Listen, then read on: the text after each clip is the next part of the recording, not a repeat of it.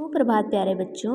आज हम कक्षा तीसरी की हिंदी की पाठ्य पुस्तक का पाठ नंबर 14 पढ़ेंगे। तो पाठ का नाम है ओणम। तो प्यारे बच्चे, आप सबको पता होगा कि ओणम क्या है। ओणम क्या है? ओणम एक त्योहार का नाम है जो कि भारत देश में मनाया जाता है। चलिए इसके बारे में पढ़ते हैं।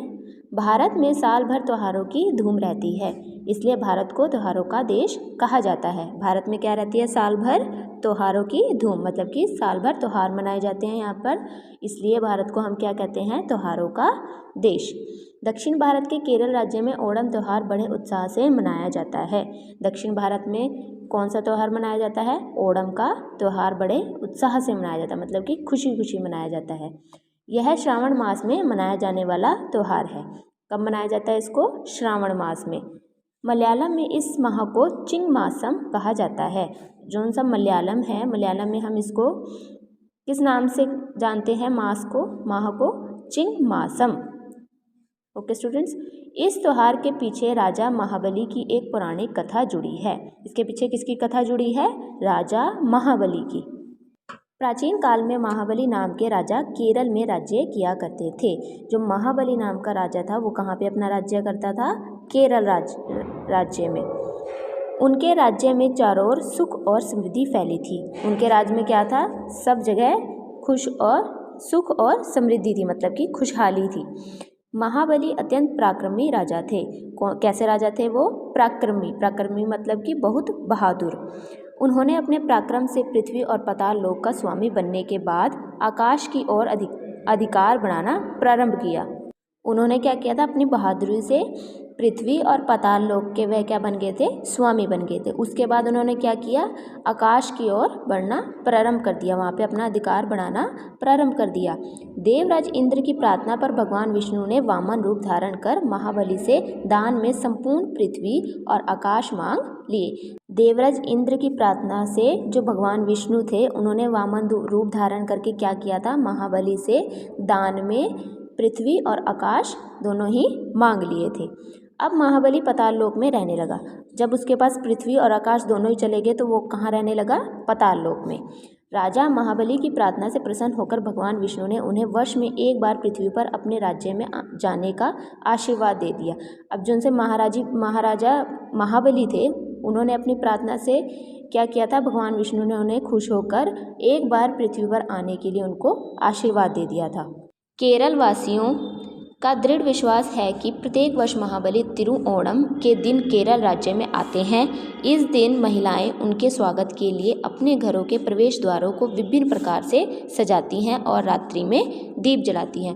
केरल वासियों का क्या था विश्वास? कि प्रत्येक वर्ष जो है महाबली कहाँ पर आते हैं? केरल राज्य में आते हैं, क्योंकि उनको क्या मिला था? एक दिन पृथ्वी पर आने का उनको आशीर्वाद मिला था।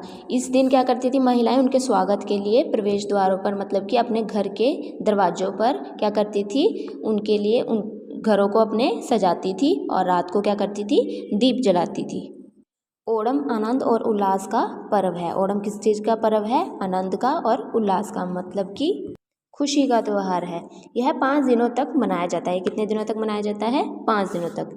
पहले घर की लिपाई पुताई और पास पड़ोस को स्वच्छ किया जाता है। सब घरों के आंगन रंग बिरंगे फूलों की गोलाकार आकृतियों से सजाए जाते हैं। आकृतियाँ मतलब फूल चक्रों से सजाए जाते हैं, जिसे पूक्कलम कहते हैं। पूक्कलम की सजावट में परिवार के स्त्री, पुरुष व बच्चे सभी उत्साहपूर्वक योगदान देते हैं। जब यह त्यौहार मनाया जाता है तो लोग क्या करते हैं? अपने घरों की लिपाई पुताई करते हैं, आस पड़ोस को स्वच्छ करते हैं और अपने आंगन को रंग बिरंगों फूलों से सजाते हैं। और इन सजाए हुए फूल आकृतियों को हम क्या कहते हैं? पूक्कलम। पूक्कलम की सजावट में परिवार के स्त्री, पुरुष और बच्चे सभी ही अपना योगदान देते हैं। विष्णु और महाबली की मूर्तियों को चावल के आटे और नन्हे नन्हे सफ़ेद द्रोण पुष्पों से सजाया जाता है। विष्णु जी की और महाबली जी की जो मूर्तियां हैं उनको किससे सजाया जाता है? नन्हे नन्हे सफ़ेद पुष्पों से, पुष्पों मतलब फूलों से सजाया जाता है। पूक्कलम के निकट दीप रखकर इन मूर्तियों का पूजन किया जाता है। पूक्कलम के निकट रखते जो उन्होंने आकृतियाँ बनाई होती हैं फूलों से, उसके पास क्या रखते हैं? दीपक रखकर वह मूर्तियों का पूजन करते हैं, मतलब कि मूर्तियों की पूजा करते हैं।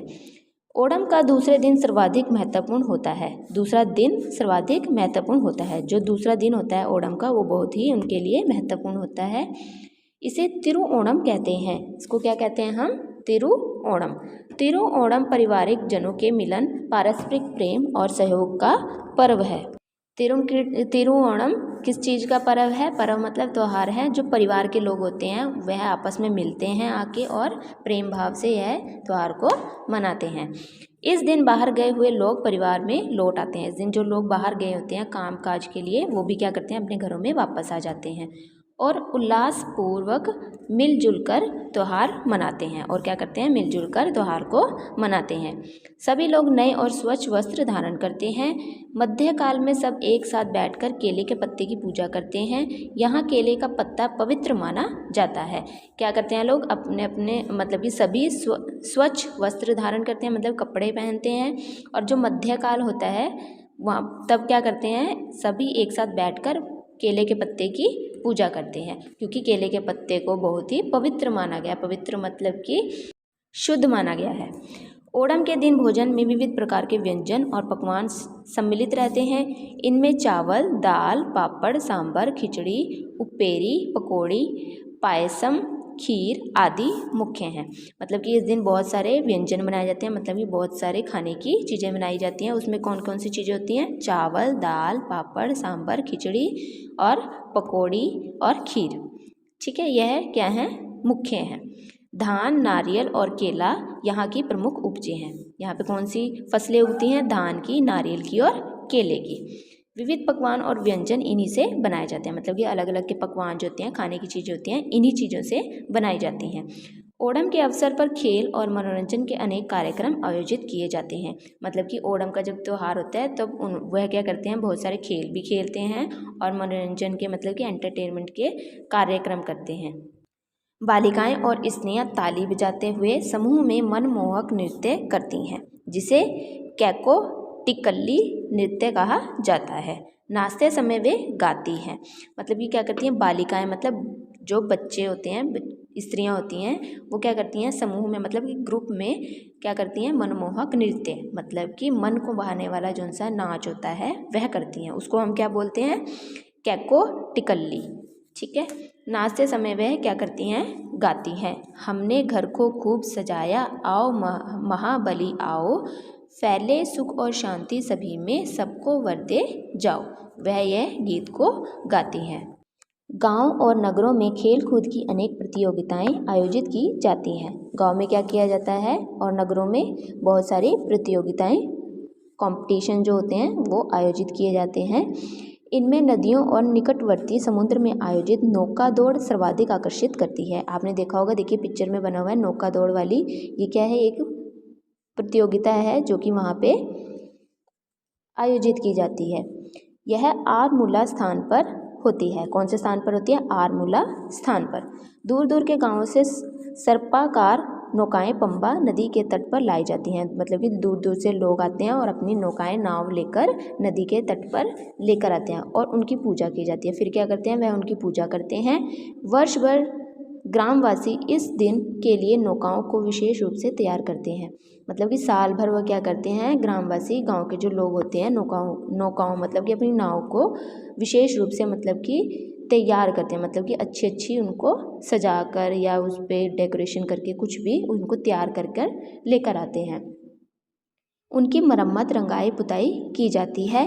प्रत्येक गांव वाले अपनी नौकाएं लेकर गर्व से प्रतियोगिताओं में आते हैं। जो गांव वाले होते हैं अपनी नौकाओं को बहुत ही गर्व के साथ, गौरव के साथ प्रतियोगिताओं में लेकर आते हैं। गांव में सभी वर्गों के व्यक्ति इन विशालकाय नौकाओं में बैठते हैं। मतलब कि जो गांव के लोग होते हैं, वर्गों के व्यक्ति होते हैं, वो क्या करते हैं? इन नौकाओं के बीच में बैठ जाते हैं। परंपरागत पोशाक पहने हुए लोग गीत गाते सब लोग अपने चप्पू एक निश्चित ताल में एक साथ चलाते हैं। मतलब कि लोग क्या करते हैं? परंपरागत पोशाकें डालते हैं, मतलब कि अपने वस्त्र धारण करते हैं, कपड़े पहनते हैं और क्या करते हैं? लोकगीत को गाते हुए वे जो चप्पू होता है जिससे नाव को हम चलाते हैं वो एक ही डायरेक्शन में सभी चलाते हैं। दौड़ में विजेता रही नौकाओं को पुरस्कृत किया जाता है। मतलब कि वहाँ पर क्या होता है, नौकाओं की दौड़ होती है और वो क्या करते हैं, जो नौका मतलब कि जो नाव जीत जाती है उसको क्या करते हैं, इनाम दिया जाता है, मतलब कि पुरस्कृत किया जाता है। नौका दौड़ देखने के लिए देश विदेश से बड़ी संख्या में पर्यटक आते हैं, मतलब कि नौका की जो दौड़ होती है, जो कंपटीशन होता है, उसको देखने के लिए क्या होता है, लोग बाहर से देश विदेश से भी लोग आकर उसे देखते हैं। माना जाता है कि तिरुओणम के तीसरे दिन महाबली अपने लोक को लौट आते हैं।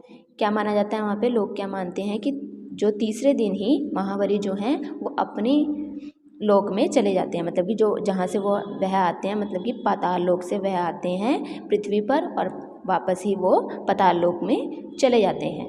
इसलिए तिरुओणम के दिन घर के आंगन में बनाई गई कलाकृतियाँ हटा ली जाती हैं। और क्या करते हैं, जो लोगों ने आंगन में अपनी कलाकृतियाँ बनाई होती हैं, जो अपनी फूलों से जो आकृतियाँ वह बनाते हैं, उनको क्या करते हैं, वो हटा देते हैं वहाँ से। तो प्यारे बच्चों, यह था हमारा पार्ट नंबर 14 ओणम। आप सभी को ओणम त्यौहार के बारे में अच्छे से पता चल गया होगा कि ओणम त्यौहार कहाँ मनाया जाता है और क्यों मनाया जाता है। आप सभी ने इस पार्ट को अच्छे से पढ़ना है और समझना है। धन्यवाद।